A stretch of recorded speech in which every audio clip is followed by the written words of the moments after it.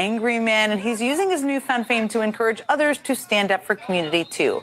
Ahead of nationwide strikes and protests tomorrow, we asked Chris if he had any words of wisdom to share, and here's what he had to say. We need some peace and harmony in our state and across our country. We've been dealing with enough tyranny. We're done with that. We need some peace, love, and harmony. Please come out. Please show up. Get off that couch. If I can do it, you can do it. We can march. We can dance. We can sing. We can hug it out. We can swear at the sky. From the couch to the streets, what a rallying cry there. But every time CBS shows up, it's total anarchy because that's what they want. They want to show that to the public. That's not Fox News to me. It's just opinion-based bullshit, honestly. At this point, Harrison, it's not even just a right-wing issue. You also have the left wing. It doesn't matter, what side of the political aisle that you are on. If you go and try to film these people, they are criminals. They are committing criminal acts, and they do not like being filmed doing it. And that is why they have used violence for almost a decade at this point. No, it has been. It's been over a decade at this point. Since Donald Trump came down that golden escalator, this has been the scene, and it needs to stop. Yeah, 100%. And of course, there's the guy right next to you. That's the William Kelly guy who actually should be in jail right now because of the terrorism he committed against the church. And so I saw Harmeet Dillon on X going, "We are on it." It's like you were supposed to be on it back then. You were supposed to be on it 6 months ago when these people committed federal crimes. You can see all these pretend Christians, all these comfortable white people who are living lavish, comfortable lives while children are dragged into concentration camps. This is not just about me. It's about all of us. It's about sending a strong message that this is a country of law and order, and we need to abide by basic law and order. We should not be a country that is okay with watching a 250-pound man slam a young woman to the ground.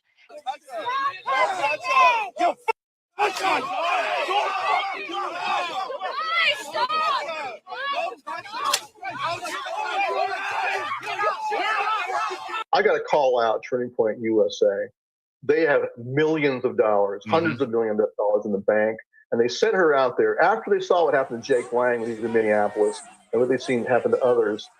They sent her out there with no protection at all. It's inexcusable.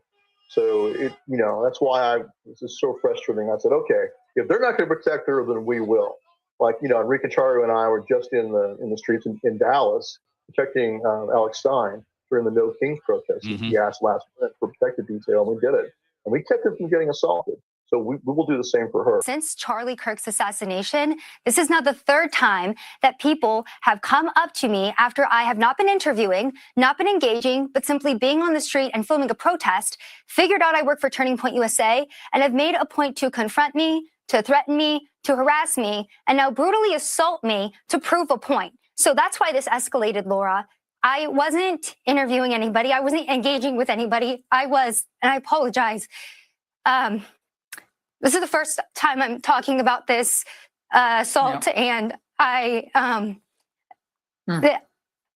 everybody. This is Emma Angry Daughter, also known as Pedro Strusco. And I was the girl that literally just got assaulted by a piece of Turning Point bitch. Don't write up. Where's your microphone? Where's the whistle? It's in the car. Just the whistle right in her ear. Right in her ear. Don't try to get his whistle right in the Whistle in her ear. People are doing it back here. Right in her ear.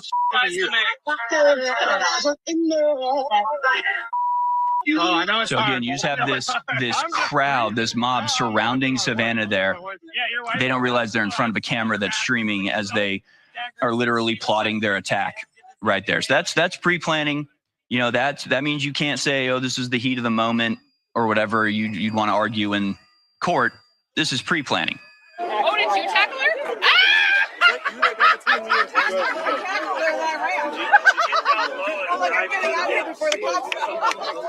job, Mama. Good job, Mama. So I want justice to be served, and I hope and pray that every federal agency involved is able to bring forward charges and that there is follow through on this. I know, just go, though. Look, we're trying to help you. Get you out of here. Trying to leave. Let's go. Let's get you out of here. Let's go. Where are you going?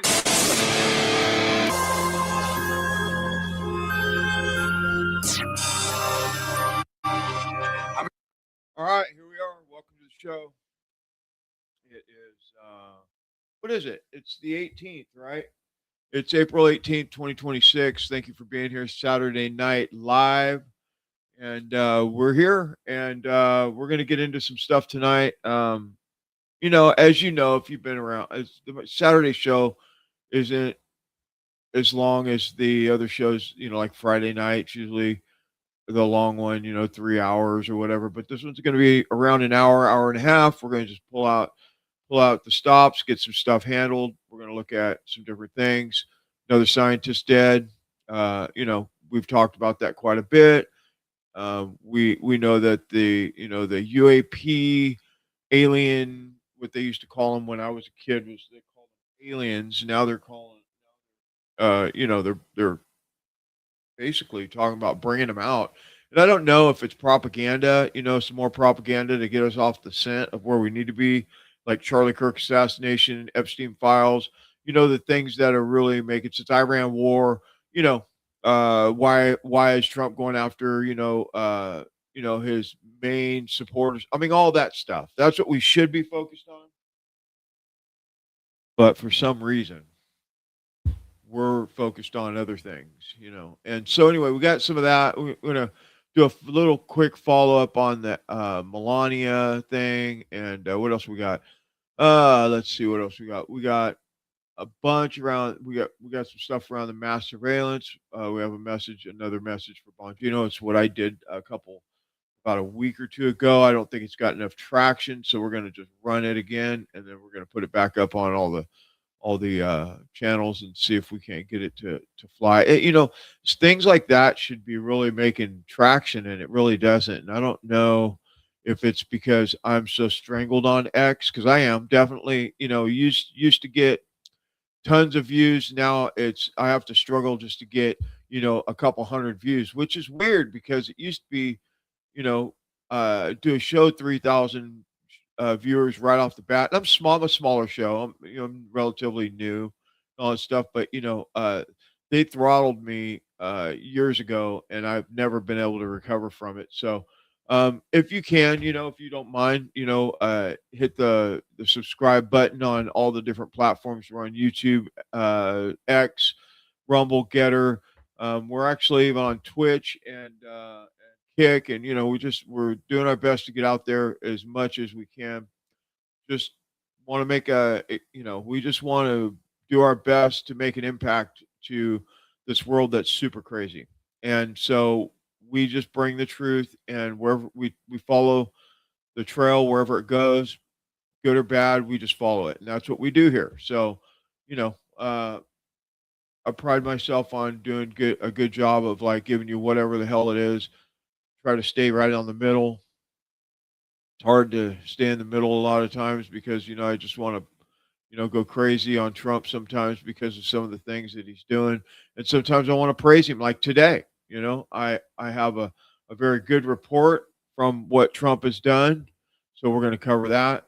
But let's talk about the growing of journalists being attacked in public. And, let's face it, Turning Point USA has taken a dive, bad dive. They went from, multi-million-dollar company, with tons of support when Charlie was running it to, I think they've lost 75% of their support, like just in their places, the colleges, the places that they go, they're literally making students go to these for extra credits, these, auditorium speeches where Kirk comes out there in a pantsuit and, and gives some talk about, whatever she talks about, follow her. But, we do have a clip of her tonight. And, it's a shame. It really is a shame. But the point is, guys,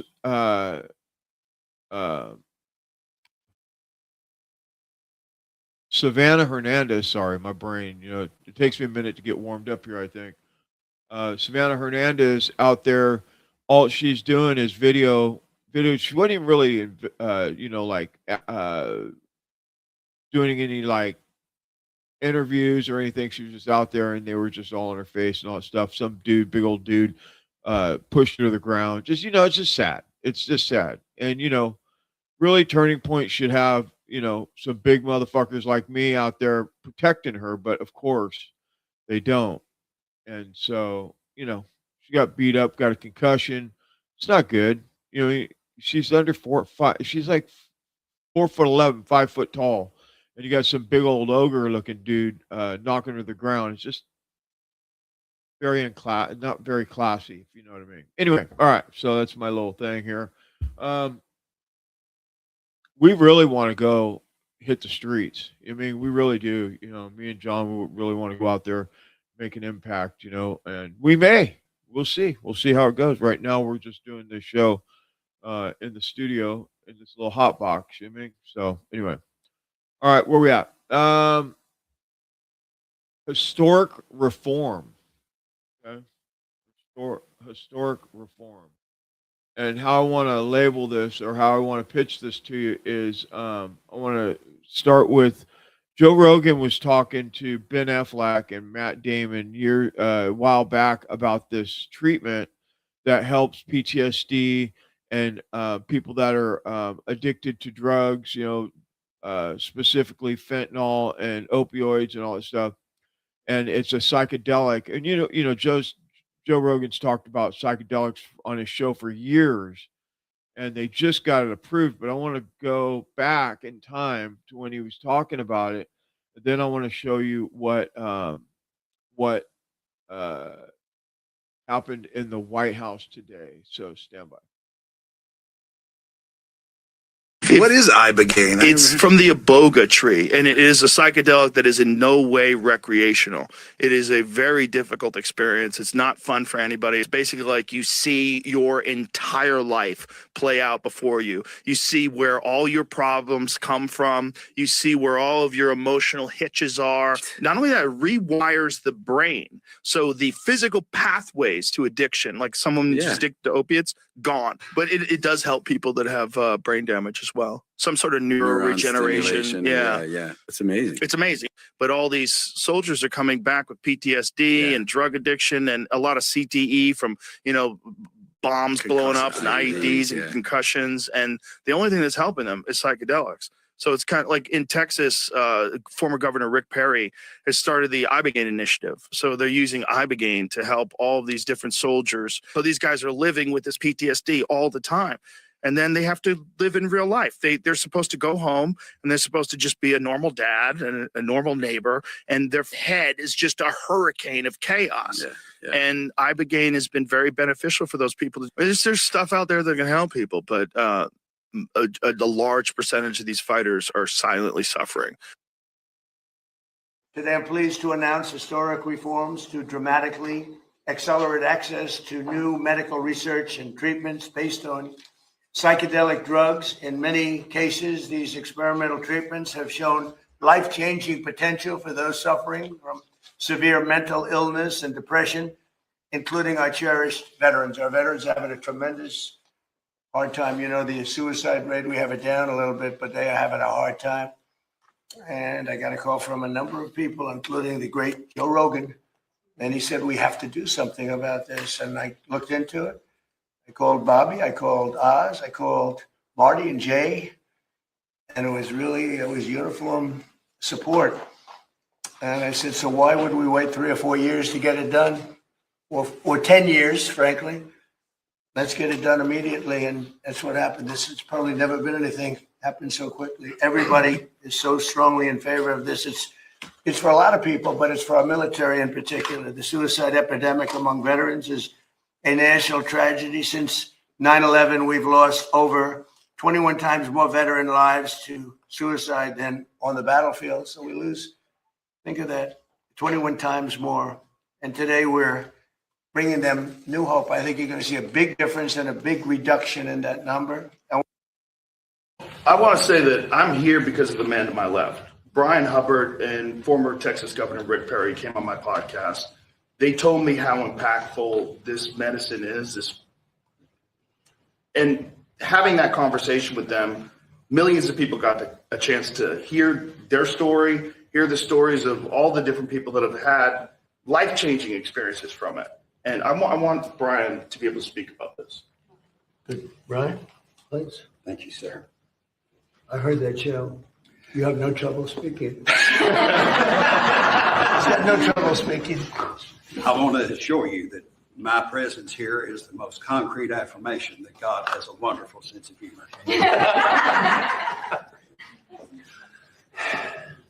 Thank you. Thank you. Federal prohibition of psychedelic medicine in America is over. On the 250th year,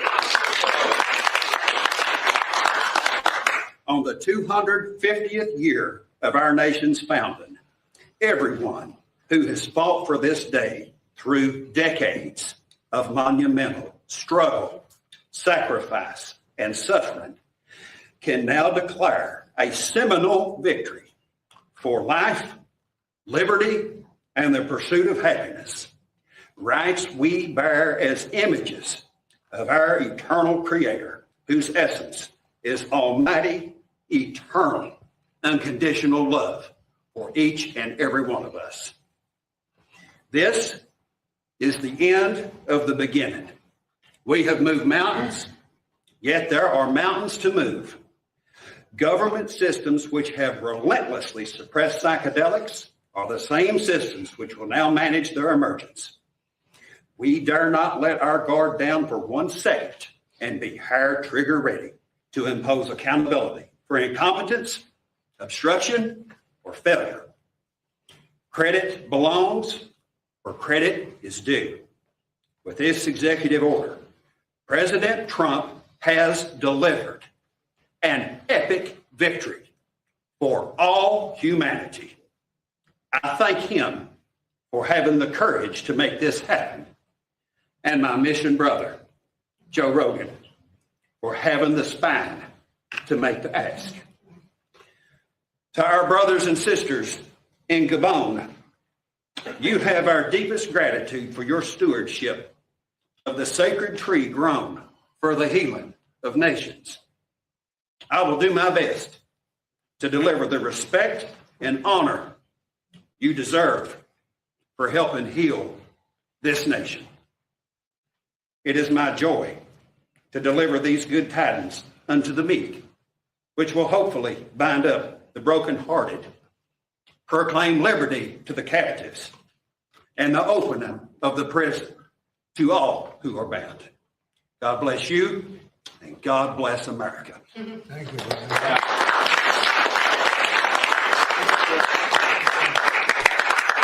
I want to tell everybody how this happened. I sent President Trump some information. We have a gigantic opiate problem in this country, obviously. In 2024, more than 80,000 people died of overdoses.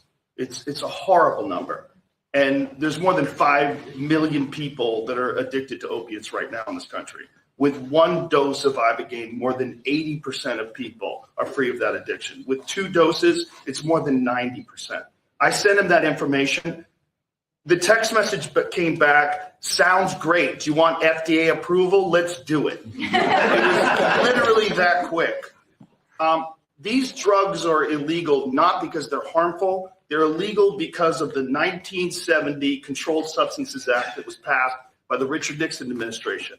They did it to target the civil rights movement and the anti-war movement. It's not because these drugs harm people. And for 56 years, we've lived under those terrible conditions.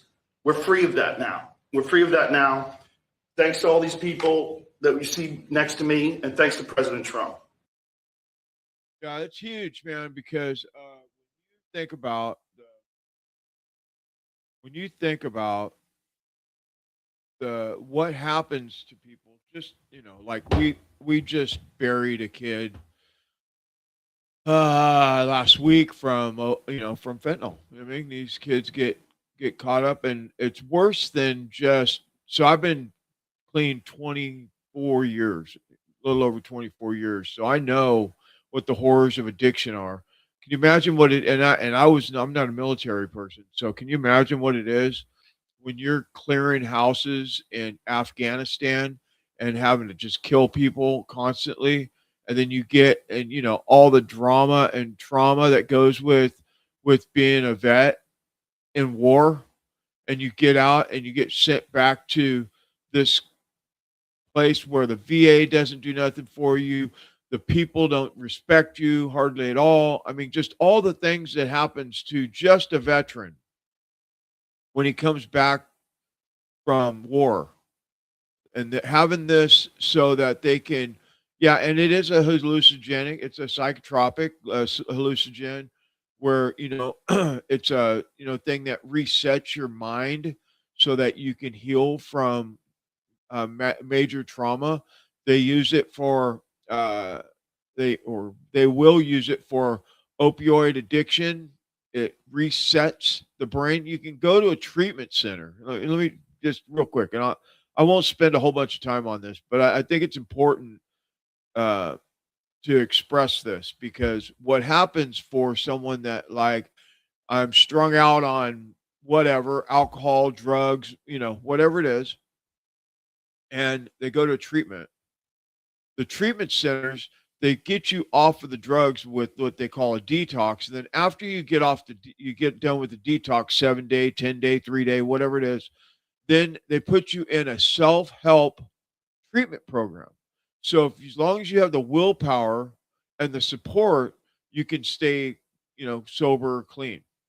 But if you don't, but if your brain is not functioning properly from whatever trauma, that's, a lot of majority of people use drugs and alcohol because of they're trying to cover something up, whatever it is. And a lot of people don't even know what that thing is that caused them to have this major, uh, you know, uh, trauma in their life, to where their brain thinks about, how can I cover it up with drugs and alcohol or sex or food, or, I mean, it's all an addiction, right?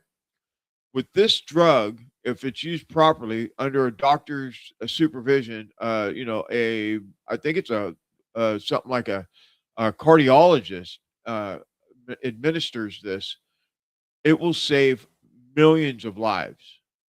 And maybe, just maybe, it could help from, we just buried a 27-year-old kid from overdose on fentanyl. And it's just sad. It was last weekend. So, it's near and dear to my heart. I'm fortunate. I was able to get clean almost 25 years ago and not do drugs since. But for a lot of people, when you're in like a self-help community, maybe it's AA, Alcoholics Anonymous, Narcotics Anonymous, whatever it is, 1 year, to make it to 1 year is like 10%. And to make it to 5 years from there is only 10% of 10%. So one in 10 from, I mean, the numbers are so low. Most people do continue to use drugs. They get out, they get clean for a little bit, then they go back to using drugs because, they have a malfunction in their brain. So anyway, I just want to say that God bless President Trump and Joe Rogan for doing this. I just hope that this can make a positive impact on our communities. I mean, my hope is that nobody ever has to OD ever again. And I get it. That's a tough one. But anyway, I want to do that. And I want to praise Trump for when he does good things, and climb on his back when he's doing shitty stuff. So that's where we're at. All right, let's jump into this. Okay, so another scientist dead. Now, these are not your medical type scientists. These are scientists that are involved in extraterrestrial beings, and they have I think the numbers up to 12 or something like that, if I'm not mistaken. We covered it yesterday briefly, and last week and the week before that. So I think it's important that we bring the light to this thing, because one chick, and I'll pull it up here in a second, she was literally walking 20 feet away from her husband behind, climbing this hill on a hike, and she just vanished. Now, you know what that is. That's either CIA or, maybe the aliens came and got her. I don't know. But see, what they might be doing is, because they have this big thing that's supposed to happen in July, where they're going to talk about this UAP, extraterrestrial, whatever, in a speech. I believe that I overheard them saying something about, they say this stuff in passing, that they're going to be releasing some of the files around these things, Area 51 or wherever it's at. Barack Obama said it wasn't Area 51, but Trump said it was. So I don't know. I mean, and how much of it is propaganda, I don't know. I don't know that. But what we do know is these scientists are just vanishing. And it's not like they're running away, like their phones are at home, their car, their keys, the stuff out of their pockets is still at home, and they're just gone. And I don't know if they're snatching them up and they have them in these special programs, and then when they don't do what they're told, they just kill them. I don't know. But we're going to talk about it here for a second, and I'll be right back. First off, my condolences to all the families involved, and then to see all the media hubbub about it. I feel bad for them, so my heart goes out to them. Typically, I would stay away from a story like this, but a few pieces of information just really stick out to me. Even today, I don't know if you guys have reported on this yet, but there was another person that also has been discovered to have died under mysterious circumstances. Matthew Sullivan. He was an Air Force officer who worked at the National Air and Space Intelligence Center. And he was set to meet with Congress back in 2024 to discuss UFOs. And he actually died 2 weeks before that scheduled meeting with Representative Eric Burleson. He died by suicide, allegedly, which, again, that just dropped today. So the list keeps growing, and it's very suspicious. I could say, look, I'm sure many people accuse me of being a conspiracy theorist, but one or two or maybe three incidents, you could say, okay, that's a coincidence. But I just wonder what the maths of it is, that all these people some who worked in the same place, the same centers, they were all involved in the same field. And they've just, one guy went for a hike. I think it was in the Arizona desert somewhere, and just disappeared. Somebody else, again, a few weeks later, just disappeared out of thin air. Others allegedly took their own lives. So it's just bizarre. President Trump has said he'll investigate. Greg, do you give that much weight? Do you think the government would be keen to find out what's going on here? Well, I really hope so. These are high-level people, some of them. Neil McCaslin, the general, he ran Wright-Patterson Air Force Base's research laboratory, and that's a famous institution in UFO lore. It actually goes back to the 40s, where allegedly there's some crashed craft there. And President Trump just said today that he also is expediting the release of UFO information. So hopefully those two things line up together. But McCaslin's a very interesting case because he also was well known back in 2016 after the WikiLeaks email, because he said that because an email between Tom DeLonge from Blink-182 and John Podesta were discussing Neil McCaslin's interest in bringing UFO information to the masses. So there is a direct connection between McCaslin and the UFO story. And then you have McCaslin's co-worker, Monica Riza, who went missing just a few months before him under very similar circumstances. So, hopefully the FBI is investigating and they get to the bottom of it, but we'll see. Yeah. So, it seems strange that we have these scientists just vanishing, and then some of them are being found dead and all this stuff. We're going to keep following this and see where it leads. We don't know where it's going to go, what it's going to turn out to be. We don't know. It sounds like to me that that there's some kind of a operation going on. And I mean, because I don't believe anything I hear anymore, and half of what I see. I've always been taught that just because you hear something, don't believe it. And so we'll just keep following it until we find out what we come up with. But they're talking about releasing a bunch of documentation about what really is going on with this whole UAP thing, and I'm intrigued that if they even will, or I mean, who knows? We'll see. Whatever. All right. So, bump, stand by. President Trump, thank you for sitting down with me. Are you controlled by Israel? I don't know. It would be interesting. I think you are. You received $230 million from AIPAC, the Israel lobby. Pretty good stat. Yeah.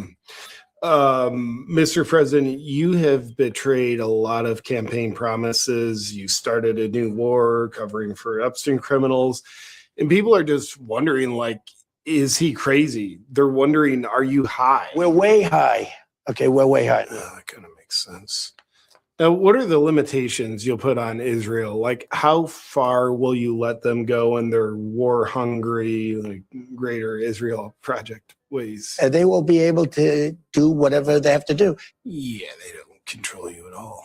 But, Mr. President, it does seem like you're suspiciously Israel first, kind of like you sold America out to a war with Iran. Because 18 intelligence agencies said Iran does not have a nuclear weapon, but you and Netanyahu then said they do. Started a war because of that. The two of you did. And the two of us were right. Everybody else was wrong. Sure. The two of you were right. Like, statistically, that's very improbable, yet somehow it's probably true. Now, instead of backing the Epstein victims and the side of justice, you backed, the Epstein criminals, and you've been protecting them. Why is that? Why do you think you did that? We have to back them. If we don't back them, we don't have a country. Right. Uh-huh. You've recently gone a little crazy, publicly attacking conservative voices that America loves. People like Tucker Carlson, Candace Owens, Alex Jones, Megyn Kelly, saying they have low IQs, they're very unpopular, and just have these third-rate podcasts.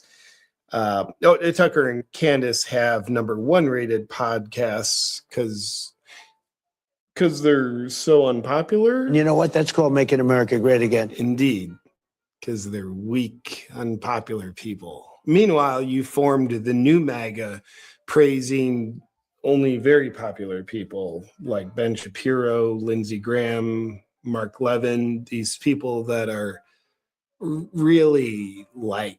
How much testosterone do you think new MAGA has? Not much. People say Lindsey Graham's gay. A lot of people say a lot of things. Yeah, there's no way Lindsey Graham's gay.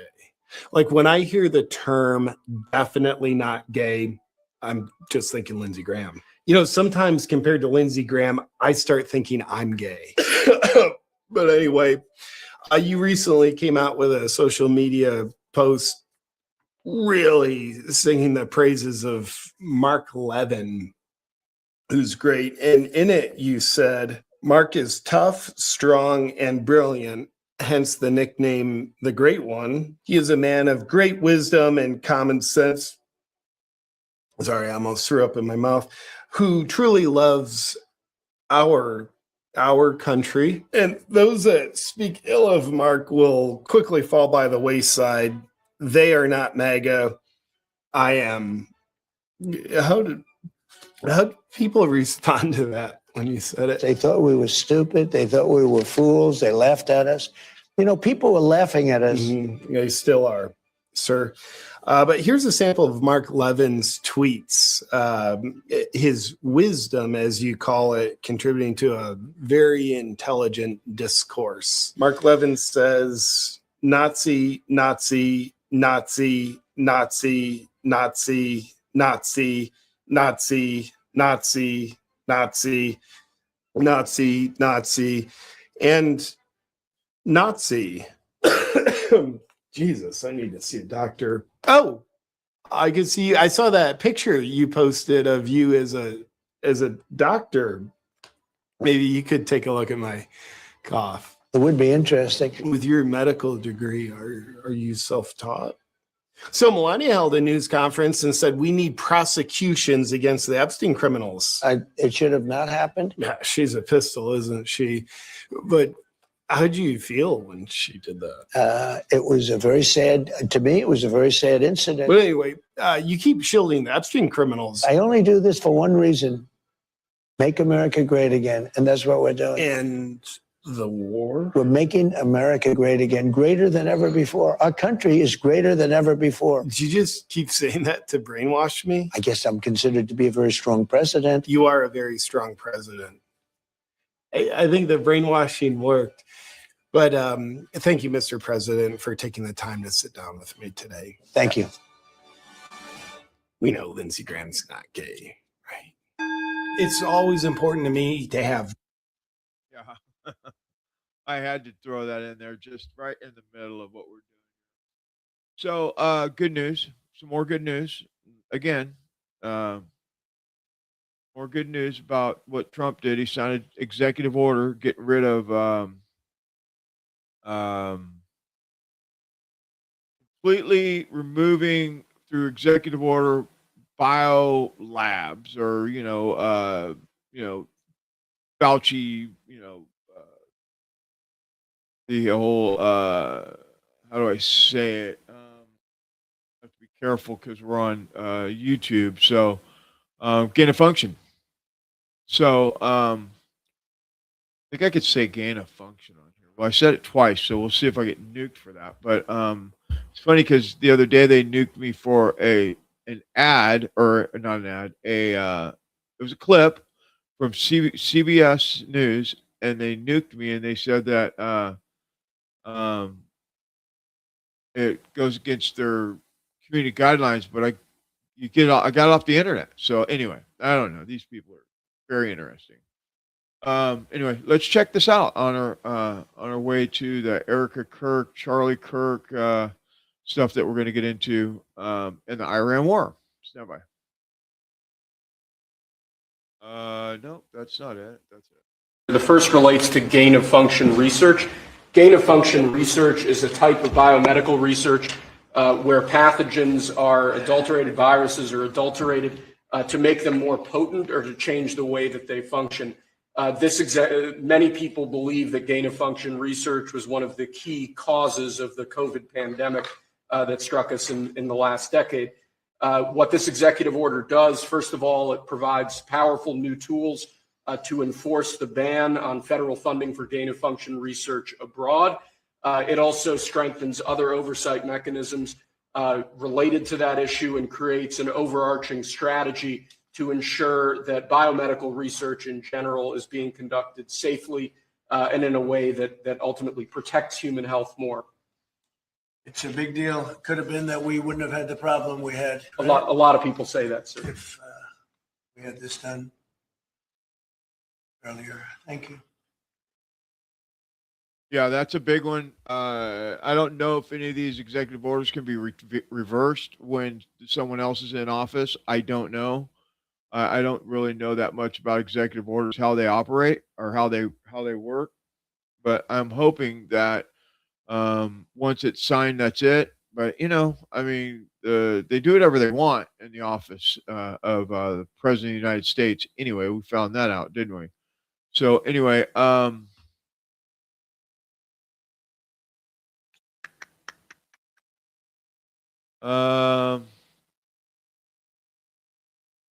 jump into here and talk about Iran. So yesterday there was a ceasefire. It's supposed to be, I think, a 2-week ceasefire or something like that. And then Israel went ahead and bombed Iran, I guess, or bombed, one of their allies or whatever like that. And now it's back on. So let's listen to what Alex Jones has to say about it. Stand by. It's lagging, dude. Come on. It's Saturday, April 18th, 2026. all hell is breaking loose. Iran is now attacking major oil tankers in the Strait of Hormuz. Israel broke the ceasefire yesterday and is bombing thousands of civilian homes in Lebanon and shelling them, despite Trump saying he'd ordered Israel to stop. I'm about to break it all down right now. But it's very important to understand that the chairman of the Joint Chiefs, the intelligence agencies, told Trump before March 1st, Israel was lying to him about Iran about to strike us and that they would fall in 4 days. The regime change was certain. That's all come out. That's all been documented. And then those of us that are loyal to reality and loyal to what Trump run on, we're all called traitors. We're all told we're not MAGA. No, it's Trump that's not MAGA anymore. And I said if he keeps saying we'll destroy an entire civilization in one day, wipe out an entire people, that's the definition of genocide, he'd have to be 25th Amendmented. All the Israeli first spokesperson were saying we need to use nuclear weapons. Trump would say, tune into Levin. He knows what I'm about to do. Levin's saying use nuclear weapons like we did on Japan. That was insane. And I said if he continued, he'd be 25th Amendmented.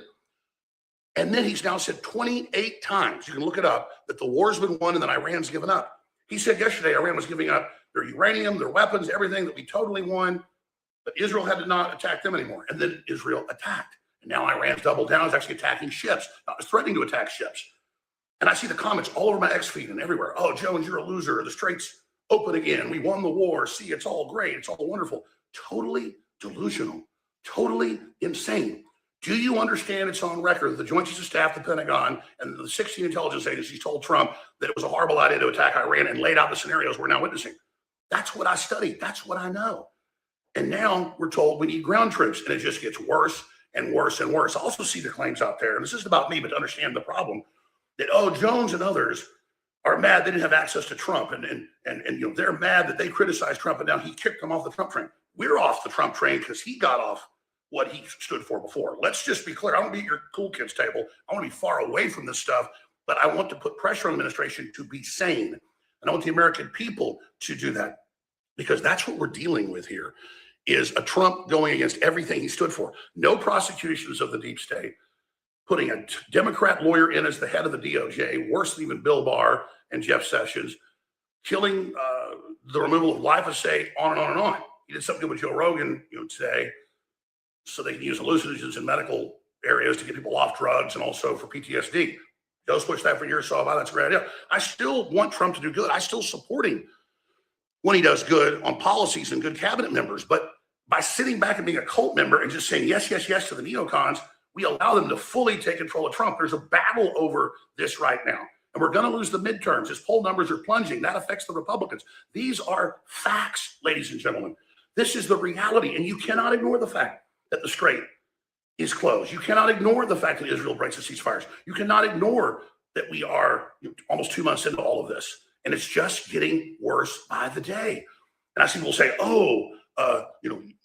you attacked him, so then he attacked you. And it's all about, you wouldn't have been attacked if you didn't attack him. I don't give a shit about being cool. I was invited to Mar-a-Lago multiple times last year, years before that. I was invited to the White House by Trump and just didn't follow up on it because I don't want to be around the whole political system. It doesn't do anything to go talk to Trump. He does whatever he wants, but he does see public pressure, and that has an effect on Congress. We pressure on it. So this is not junior high. I don't want to be the class president or something like all you weird remaining weirdo new MAGA people are. I'm not with all the neocons that were never Trumpers. I'm not for all these wars. I'm not for all these changes in Trump. And I see him constantly be made a fool of by Israel, saying the war is won, saying that the Strait of Hormuz is open, saying everything's great when it's not. These are facts. You go to my X feed, it's just, the Strait's open, you're a fool, we won the war, see, you're an idiot. And every week Trump says this and people believe it and never remember the last time that he was full of shit. Iran is up against the wall, but it has that choke point. So this is a long, protracted war, already starting to kill the global economy, killing our recovery. The economists are clear. It will boost inflation. They'll raise interest rates, and then his recovery plan is dead. And then we go bankrupt, and BlackRock and the globalists are happy. They used COVID last time to derail Trump's plan, and now they've done this. And I said it'd probably be a war that would do it, like Iran. I want the old Trump back. I want to succeed. I want to beat the globalists. I've been persecuted by the Democrats, but I can't sit here and be immoral and support this type of garbage. That's the facts. Respond to the facts. Trump is literally killing MAGA in live time and attacking the only people that were ever loyal to the original message that we got on board to support. Thank you. Please follow me on X at Real Alex Jones on Rumble at the Alex Show Show. God bless you all. Big updates and big announcements coming in the next few days on the future of InfoWars. Thank you so much. For setting Trump up. If they get what they want and Israel gets what they want and they get regime change, then that's good. This was part of the old globalist plan. They got Trump doing their dirty work. But when it goes sideways and it's a big disaster, that hurts Trump and America, and they like that plan too. So see, they can't lose on this. That's why I said it's a gamble. That's why Saturday morning I went on air 8-9 days ago when it started, and I said, listen, I wasn't for this, but now that it started, I hope they fall in 4 days like they think they can do. I don't think it's going to happen, but once they don't fall, get out, declare victory, Trump, because I wanted them to see that and know I was right, and they paid attention to it. I said, it's a setup. You're walking into a trap. What did Stuart Rhodes say? Same thing. I know Stuart Rhodes talks with a country accent, wears a cowboy hat, but he won awards at Yale, has been a top lawyer on military tactics and everything. He knows what he's talking about. But so do all the other experts. This is what we do, okay? So we're like, this is like, everyone's telling him, don't do this, except these politicians and globalists and the Saudi Arabians, the Israelis, and the rest of it. Because what do they care if it hurts America and makes Trump look like an idiot? Gets a bunch of troops killed, jacks up prices. The bankers want us to go bankrupt. They don't want the Trump plan to work. Lutnick set him up with the tariffs and wrote the executive order wrong. The Supreme Court justices that voted for Trump said this is constitutional, except your executive order was written wrong. Who did that? Lutnick, who bet against it and bet for it to fail so he'd make billions. Lutnick. They are setting Trump up while they take us to the cleaners. And I didn't just start saying that. I had Kyle Seraphin on 12 months ago. Trump was only in a few months, and Seraphin said, I know how they work. They're setting him up. They're giving him bad advice. Watch, this will be what brings down his administration if he doesn't get it and get it fast. And that was a theory to me then. I knew they were trying it. Now that is their nomenclature. That is their play. Oh. And if we don't yell and scream, they're going to send in ground troops, folks. And when we lose a whole bunch of troops, you know how we are over here. People are going to get pissed off and demand total regime change. And then they're having discussions of hitting Iran with nuclear weapons. And then in every study, that has a very good chance of dragging in Russia and China and North Korea. Heaven help us, people. Can you not feel the danger? We are not in Kansas anymore. Get rid of your normalcy bias. We're in the fourth turning.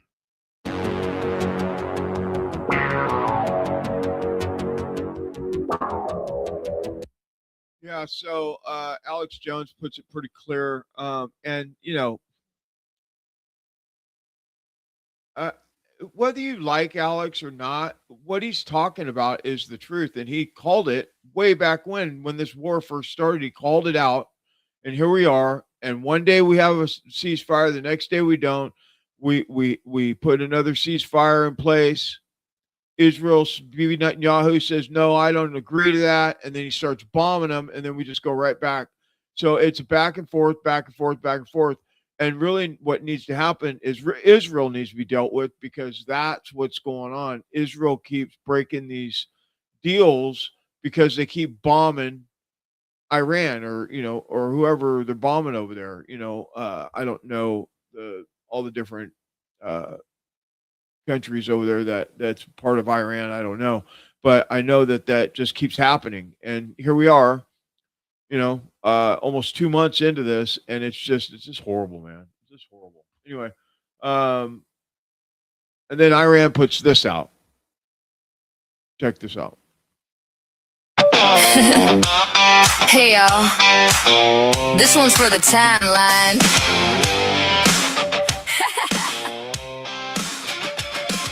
Erica was tired of the Perfect Wife show. Charlie had the preaching, but we all kind of know. Secret nights with Benny, keeping it on the low. Mom spilled the tea, said the family man thing was just for show. Then that Utah night under those bright lights, one rooftop shot into Charlie's big fight. Goodbye, Charlie. Goodbye, Charlie. Ain't no widow tears, she's smiling oh so hearty. Goodbye, Charlie. Goodbye, Charlie. Now she's running TP USA, hugging on JD. Took over the org faster than you could blink. Change the wheel, move the cash, didn't miss a thing. Wrapped her arms round Vance, fingers through his hair. Whispered, you remind me of Charlie, honey, we all stare. She's crazy, she's wild, she's living her best life. While the internet's screaming Black Widow, that's right. Police said lone gunman, case closed real quick. But the conspiracies are thick and the rumors are slick. She's glowing on stage with the next big thing. Erica's crazy era, let the whole world sing. Goodbye, Charlie. Goodbye, Charlie. She's the new queen now, living wild and free. Goodbye, Charlie. Woo! Goodbye, Charlie. Erica's crazy era, sing it loud with me. Yeah, goodbye, Charlie. Goodbye, Charlie. Yeah, so this is the kind of shit that they do. This is the propaganda that they throw out, just to remind you of what's going on, right? So let's get into this. So we have a couple of clips here. This one's kind of a longer clip, but it's Sam Parker breaking down, basically saying that if Brian Harple, Frank Turk, and Andrew Kovac are right with the timeline, then the basically the text messages and all the stuff that came out were not they were done after he was already dead, or and all that stuff, or the timelines don't add up or whatever. So let's just listen to this. Stand by. And also, the weapon used, and how does people know that he's dead 5 minutes after he's dead before anybody else knows that he's dead, and they're putting it out on the internet, and it's just all this stuff that where none of the timelines line up to this whole thing. And and there's a lot of different theories that we're not going to get into tonight, but we will be. Trust me, we're working on digging through all the propaganda to get to the truth. And it's a lot. It's a lot going on here. So stand by. What time was Charlie Kirk first pronounced dead? Let's get into it. Victor Marks was the first person who announced that Charlie went to heaven, is what he said. I'm going to show you that post right here. And the person who sent this to us, they sent it to us in Eastern Standard Time. Fortunately, they had it screenshots. Their buddy sent it to them, and it showed us the timeline. But it says here, Victor Marks wrote, "Pray for Erica and their two little children who need the prayers now that Charlie is in heaven. The shooter is in custody." And he did a video, and he announced that Charlie had died. And people in the comments were like, "But Glenn Beck posted he's stable. This is not confirmed. Who confirmed this? I haven't seen anything posted that he passed." And I remember this happening on the day. I certainly remember that Victor Marks was the first person to say that Charlie had died. And you should know, but he posted that information at 1:13 p.m. Utah time, Mountain Standard. So that is less than an hour after Charlie was shot. Erica Kirk's dear friend, Victor Marks, announced that he had died. That's just 50 minutes after Charlie was shot. Who told him? I feel like that is early. And we should plot that here, revisit our minute-by-minute timeline from September 10th and see where that falls exactly. So Victor Marks knew at 1:13 p.m., just 50 minutes after the Big Bang event at UVU. Is that possible? And what does that tell us about the exact time that Charlie was first pronounced dead? Well, according to Andrew Kovac, yes, it is possible. According to Kovac, he found out 30 to 40 minutes after the Big Bang event. How long did it take before you knew he had died? There was I don't know, I want to say probably 30 or 40 minutes. Okay, so at least according to Kovac, it would have been possible for Victor Marks to have found out by 1:13 p.m. So let's look at the full timeline. Here's what I've been able to reconstruct. It took 1 minute to carry Charlie to the SUV and load him and leave UVU. Then it took about 7 to 10 minutes for them to drive to the hospital. Then it probably took at least 5 to 10 minutes to get Charlie into the operating room.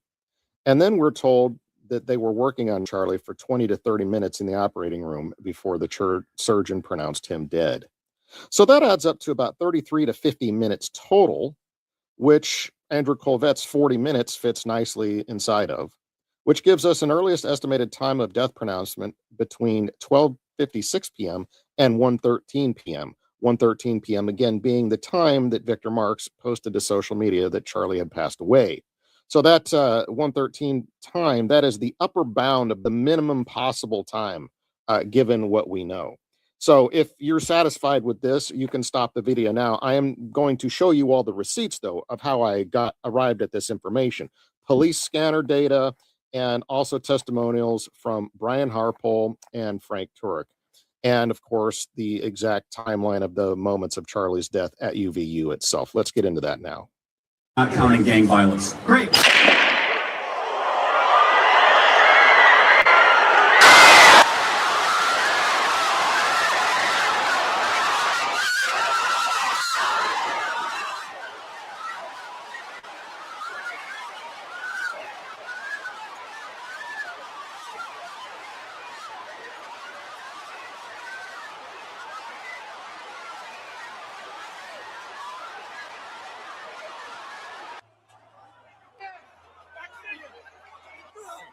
Stop, folks.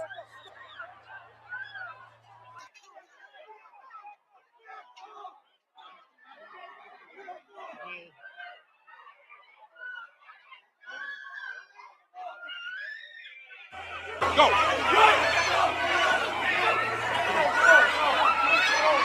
They just shot Charlie.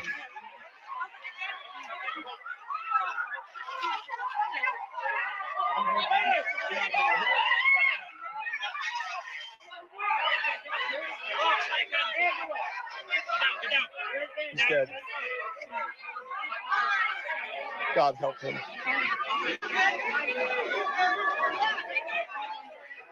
We know from police audio that they did not take the freeway to the hospital. They took a surface street next to the freeway, which is dark blue in this map photo right here.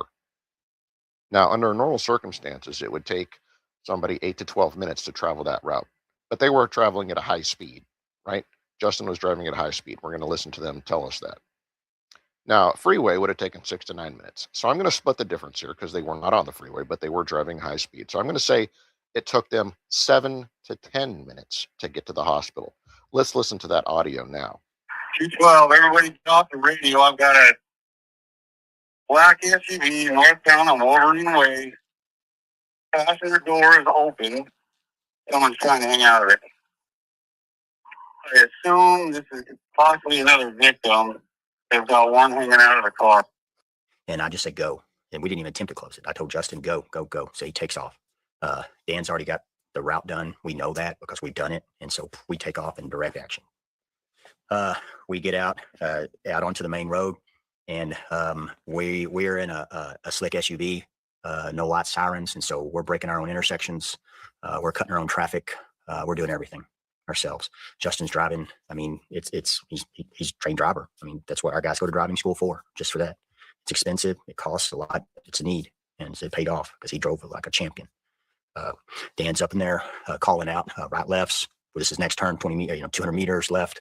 So he knows exactly where he's going. And so we are heading to the hospital. It's a known. We're heading there, breaking intersections. We picked up a tail from PD somewhere along the way. And I know some audio came out about that. And I think they thought it was a secondary person that had been shot.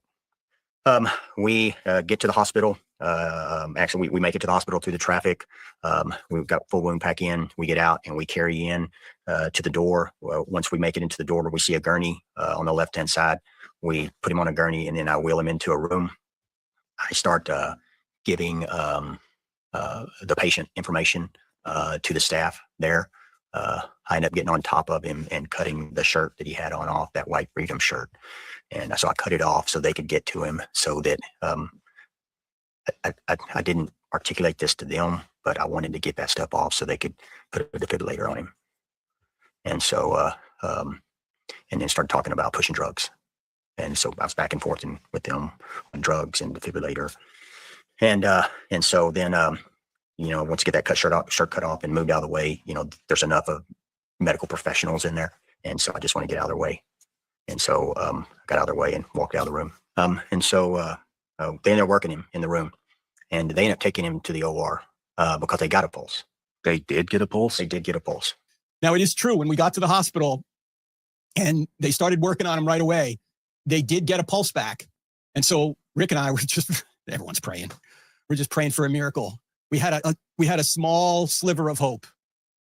And the doctor later said that we got a pulse because Charlie was a very healthy man, but the shot was catastrophic. So 20 or 30 minutes later, the surgeon came out and said he was dead. There was I don't know, I want to say probably 30 or 40 minutes. I don't think 30 minutes was possible. 40 minutes, I think, is possible. Really pushing it, but is definitely possible. Putting Charlie's time of death likely somewhere around a little bit after 1 p.m., perhaps 1:03, 1:05, somewhere around there. That gives a few minutes to notify Victor Marks and for him to make a post and get it up onto Instagram. It's a really tight timeline, but I think it is possible. Of course, this also means that somebody immediately notified Victor Marks, like first thing, and then he immediately made a post. We're talking like no time waste whatsoever, and he had to be one of the first people, if not the first person notified. Now, you tell me a couple things about that. So, and I've looked at it at a couple different angles. One, even if you're a police officer and you bring in your partner that's been shot, they don't let you through the doors. Now, I don't know if Harple's allowed to go in there being security or not.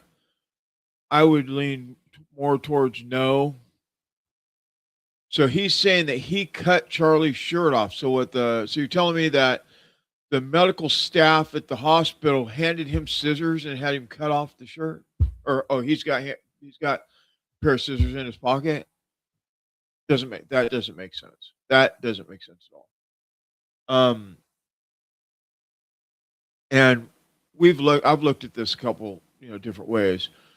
Did they let him in there and then they were like, here, you cut his shirt off, when their medical staff, their job is to do that work? Usually it's like, nope, you wait here, we got this. This is our job. Let us do our job. They don't let security in the back during a gunshot or stabbing or any of that, heart attack, any of that. They don't. They don't let you in the door. You're not scrubbed in. I mean, there's just so many things, right? It's just not a thing. So, I mean, I keep looking for more information on this for sure. Lying to us.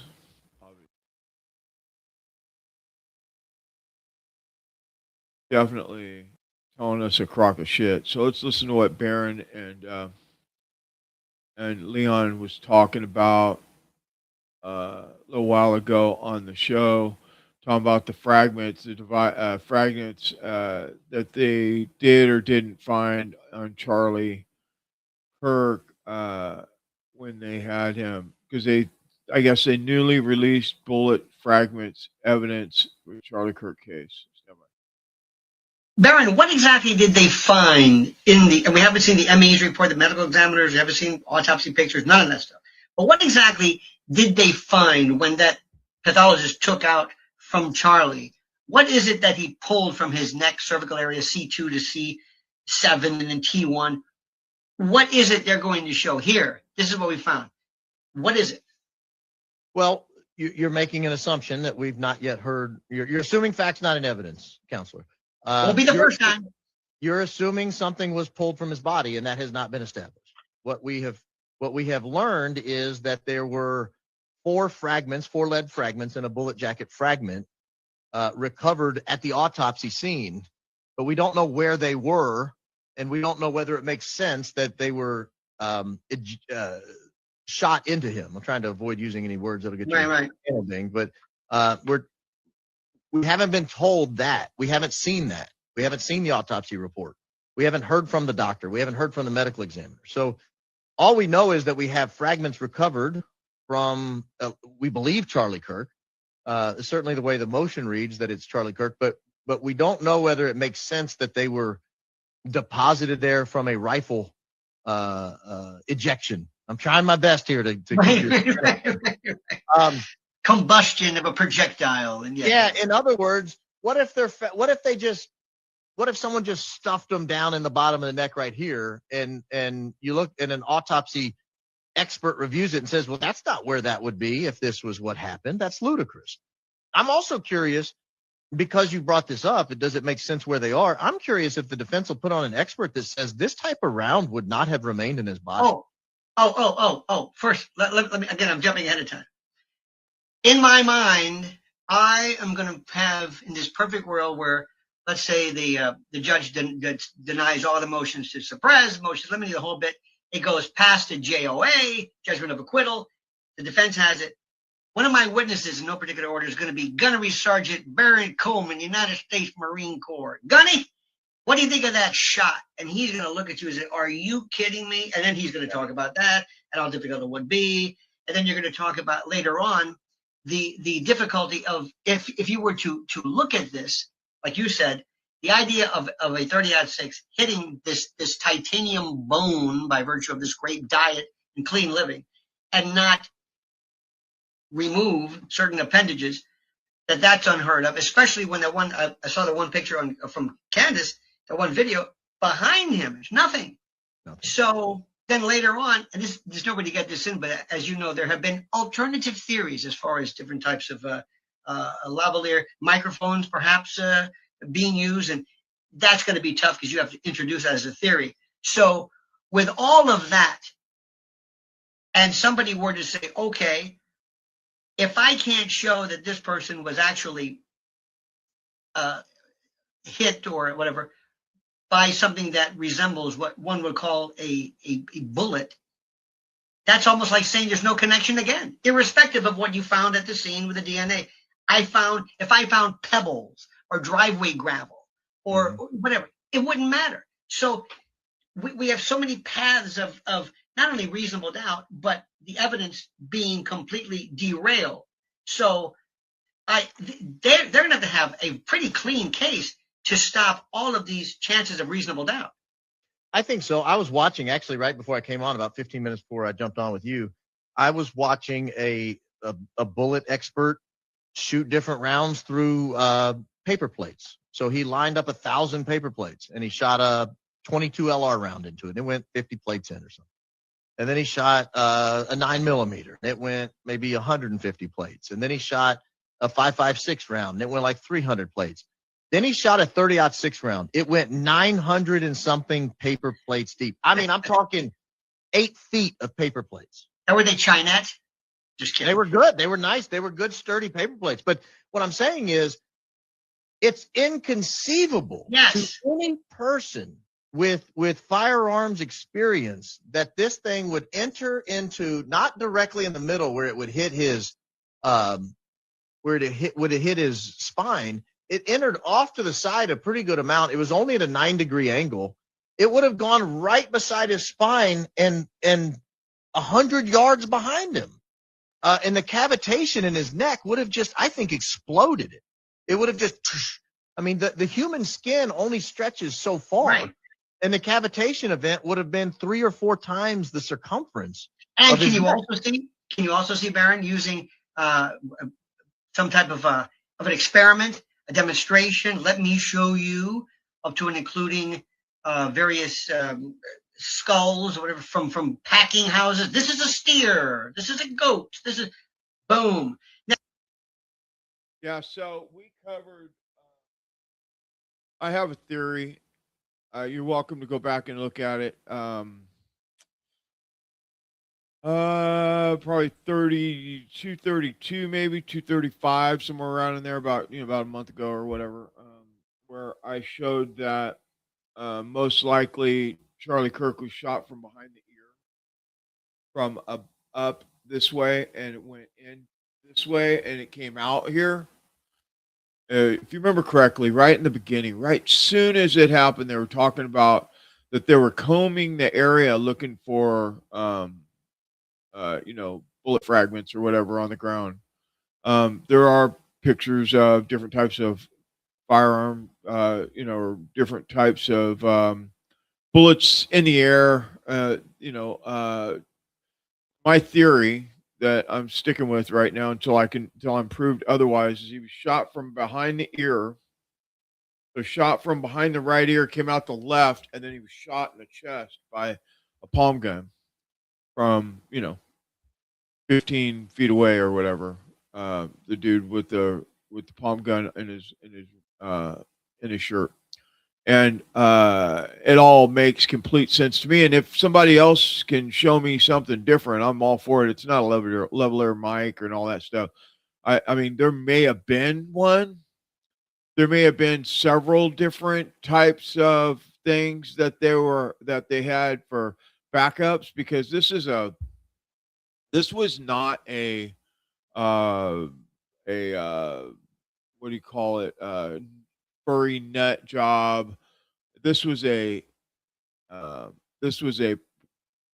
professional, well orchestrated hit on Charlie Kirk. Period. I don't give a fuck who you are. I don't care. Unless you can show me, like they're saying, without reasonable doubt, if you can show me by reasonable doubt, without a reasonable doubt, that Charlie was shot any other way, I'm willing to take it up. Absolutely. Matter of fact, email me, john@inspectorweb with 2b's.com, and we'll go through it. I'll show you what I got. You can show me what you got, and we'll dig into it, because what I think that happened is, I say it again, Charlie was hit from behind the neck, behind the ear, the right ear, came out here. That was an exit wound. That was not an entry wound. There's no way in green earth that was an entry wound. And then I've heard this, it's shrapnel from the lavalier mic exploding and all that stuff. Well, if it grazes him, cuts him, it wouldn't kill him. And I guess the shot in the chest would do the job. When he shot right here, I guess that would do the job. But the blood that, I'm probably going to get nuked on YouTube, what came out of his neck was clearly an exit wound. And anybody that has done any amount of shooting at all, whether it's hunting or whatever, knows that the exit wound is the one that has the splatter, not the entry wound. Entry wound, and most of the time, you don't even see it go in, and then it takes 5 to 10 seconds. Then you start seeing seepage from after impact. You'll see seepage coming from the entry wound, but it takes seconds before that happens, because the force is going the other direction, so everything goes going that way. It's not going, Anyway, so there's that, and I have seen some other things. I know that that Jesse on Fire thinks that he's still alive. I mean, I'll totally take that up too. I'd be willing to sit that one and see what that looks like. You know what I mean? And I'd like to continue down my path that I have, where I think that he was shot from behind the head and also shot in the chest. I mean, it's very clear. I cannot believe that the person in the Gray Pendleton's not in jail. But this is a very, very, very, very well orchestrated hit. Okay. What do we know? I have 15 minutes. What do we know? I have up to 15 minutes. This is what we do know.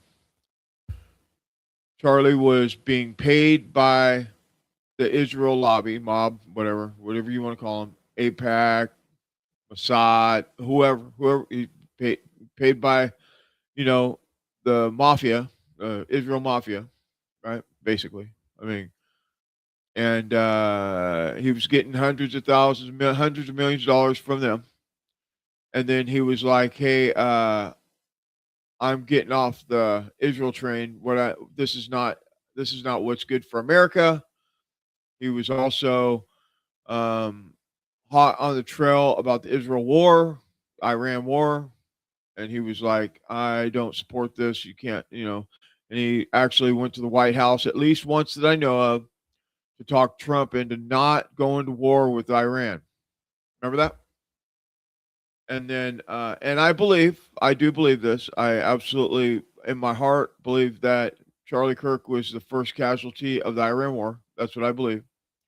And again, if somebody here, let me do it. Up so you don't have any question on how to get a hold of me. It's john@inspectorweb.com. If somebody can show me something different than what I'm telling you right now, please, let's do it. We'll do it live. I mean, I'm totally down. I really want, somebody to prove me wrong. Now, we know that he was going against Israel. We know that he was being threatened. He was talking about he was fearing for his life. We know that that there was some very, I'm just going to say, very interesting things going on moments after Kirk was killed, right? Assassinated. Like people being paid. We verified this now, that people being paid to say, to cause a scene to divert the attention during this whole, in the beginning of the whole thing, which is Zir, whatever. We know that. We know that that was one. There was another one that there was another potential patsy that was there that was kind of, making a ruckus as well. Another guy with a gun in his hand, just all that is that's just diversion tactics. This is very organized. This is a very organized hit. Okay, very organized. And let's not forget the stuff that Candace talked about, that everybody said that she was a whack job when she was talking about the planes and drones. She wasn't talking about the drones.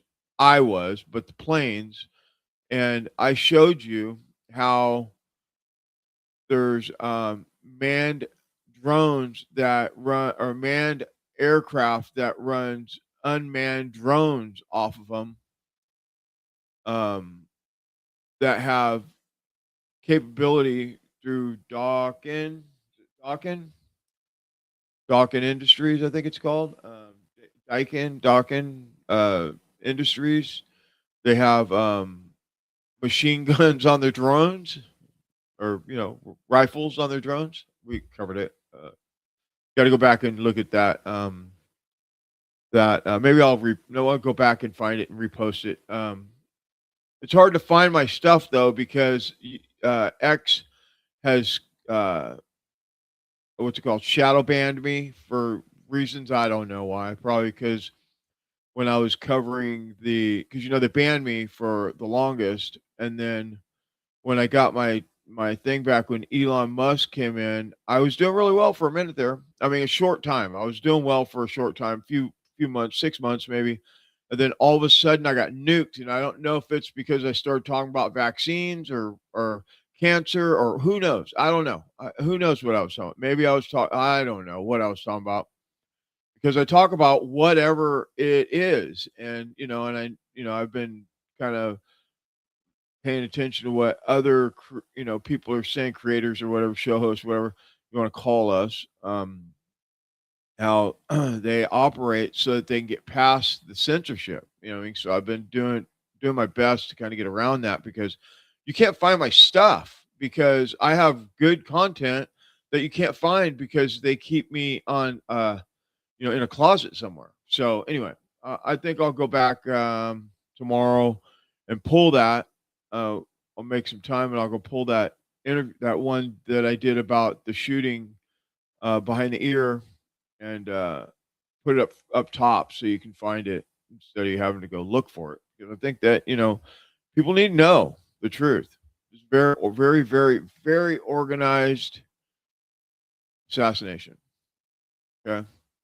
By the way, Butler was similar, but it was also pretty sloppy. But you notice nobody got arrested for that, right? And we've proven beyond a reasonable doubt, without a shadow of a doubt, that there was at least 2 gunmen, and Crooks, very possible that Crooks never fired a shot, but he was killed for it because he was on the roof. Patsy, right? And that's what they want to do to Tyler Robinson, by the way, in case you didn't know this, in case you're, haven't caught this or whatever, but Tyler Robinson was supposed to get killed that day on the 11th or the 10th, or 10th or 11th. They were supposed to go find him and kill him, and what happened was he turned himself in before he had a chance to for them to find him and do what they do to Patsy's, right? Because what good only good Patsy's one that's not here anymore, right? And I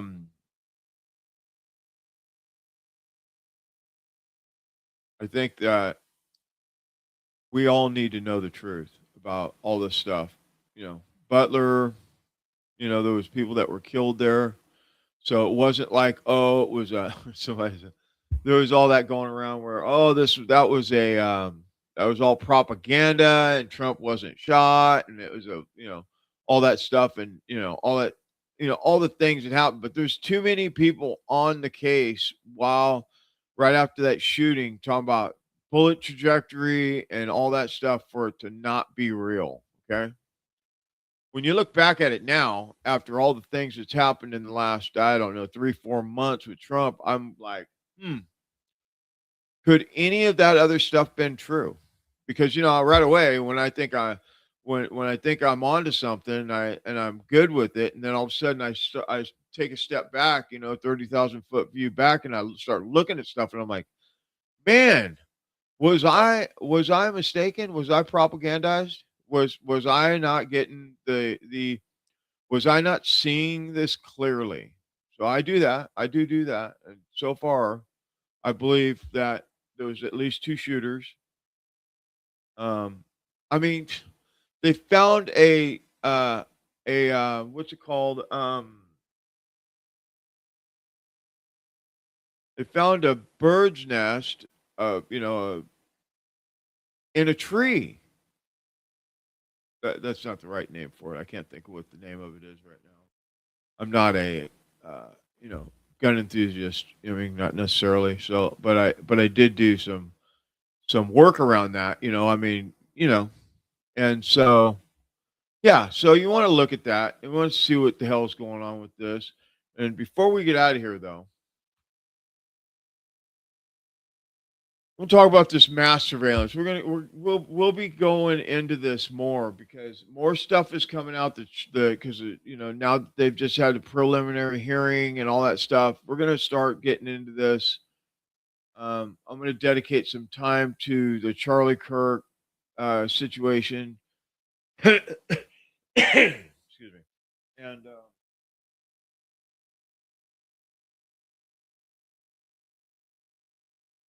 I know I got water here somewhere.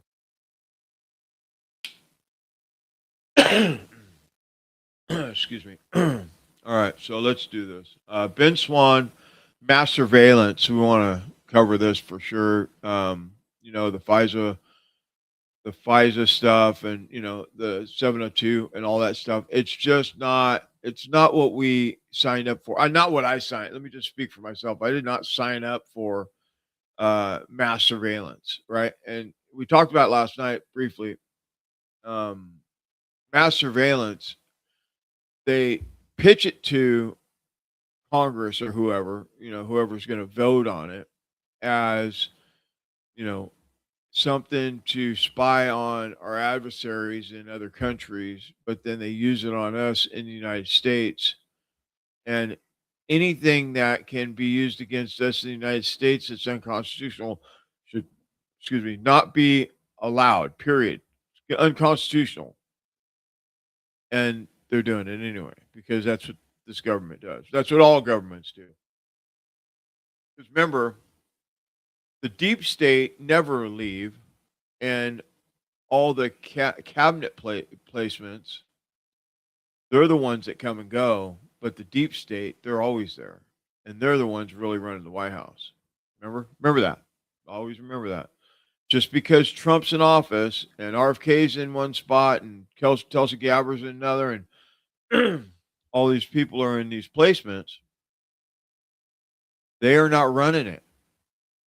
They get lobbied all day long from the deep state in the background, the sharp tongue, sharp talking, shoe salesman, or a car salesman, right? Used car salesman. So it's used car salesman, right?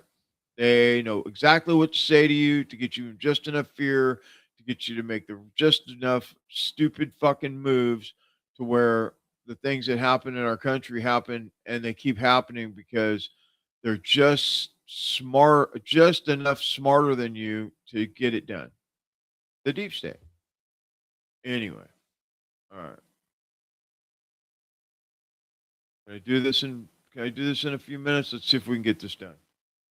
All right, over to another story we continue to follow tonight. President Trump and his efforts to revive FISA 702. Now Trump is openly saying he is willing to trade his very own American rights to keep surveillance powers in place. Look at this post on Truth Social. It says this, quote, "I am willing to risk the giving up of my rights and privileges as a citizen for our great military and country," he writes. For the record, by the way, I'm not. He's alone in that. But it is shocking considering this shift. This president once ran against government abuse to accept the possibility of it in the name of security, and it's not without precedent.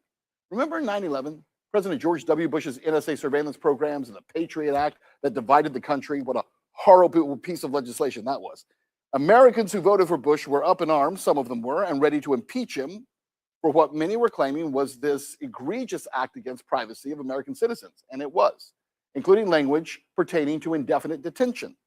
Then Barack Obama, he loved indefinite detention. He ran his campaign against the Patriot Act and the abuse of the NSA, promising greater transparency and protections for Americans' privacy, only to later quietly take those same powers and transfer them to private companies like Apple and Microsoft in the 2012 National Defense Authorization Act. Both those presidents were horrible, right, when it comes to surveillance and privacy. So our politicians telling us one thing, then doing another thing, it's nothing new, right? Stings a little bit, but it's nothing new. Here's the thing. Because warrantless spying was used against Trump and members of his 2016 campaign, Trump ran as a victim of that specific abuse, swearing he would shut it down. Kill FISA, he said. So to see Obama and Bush support warrantless spying, it was bad. But for Trump to support it is a betrayal. Why is President Trump demanding a clean reauthorization? And why are Republicans like Mike Johnson and Jim Jordan willing to give it to him? Just a little jog down memory lane. Jim Jordan, who was always a strong ally of mine in the House, was actually one of the main members of Congress demanding warrant requirements on FISA. But now Jim Jordan is totally fine with whatever needs to be done. This is a case where it's turning into Republican members of Congress are just completely obedient to whatever the president and the White House tells them to do. They have totally let go of the issues that they have fought on. And that's at the peril of the American people, because the American people elect their representatives to actually represent them, not the president and whatever he is demanding on any given day. Yeah. And again, it's not just the president being quiet on this issue. He's specifically saying he will give up his rights. That betrayal, though, is only echoed when you look at how MAGA influencers made so much noise as recently as 2024 about not renewing FISA. Remember this post back in 2024, MAGA ex-influencer who goes by the name Cat Turd, he's got a huge following, by the way, had posted that anyone who supports FISA's renewal is commie scum. Wonder what Cat Turd thinks about that today. Does he think that President Trump is commie scum? Doubt it. See, he and so many other MAGA influencers, I bet you the ones who took those bold positions on surveillance and FISA and warrantless spying in 2024, but it supported the president, now they're the ones who are going to go silent when the same president is encouraging the very lawless behavior that was used on him, and even going as far as to say he's willing to give up his privacy and constitutional rights to keep it going and to extend it. Yeah, and the truth is all those influencers are being paid. They're all paid influencers. All the MAGA influencers, the Benny Johnsons and the cat turds and the all those people that are all over X talking whatever Trump, whatever the MAGA, whatever Trump's cabinet tells them to say. They just follow the script. They're all paid, right? So I'm not paid. Matter of fact, if you could go to the description and check out My Patriot Supply and buy some restorable food generator or water filter system, that would be greatly appreciated. We can definitely use the help with that, and subscribe to the channel if you haven't. YouTube, X, Rumble, Getter. If you could just subscribe to the channel, even if you're not on there, if you just subscribe. We're trying to get out there, and it seems like it's getting harder and harder to get past the censorship. You think that these platforms are supposed to be better and they're not censored, but I don't believe that. I just don't believe that. So anyway, all right. So I'll be back on. Let's see. All right. Check my calendar. I don't know about. We'll be back Wednesday, so we will not be here Monday because I have meetings on the first and third Monday of the month, so I will not be here. Anyway, thank you for being here. God bless you all. Please subscribe to the channel, leave a comment, share this information everywhere. It's open source. You're welcome to anything I publish. By the way, it's episode 239 was the one where I did the Charlie Kirk investigation. It was 239. So make sure you check that out, and I'll repost it. I'll download it back and repost it. Thank you all. God bless you all. Have a good night. Have a great Sunday.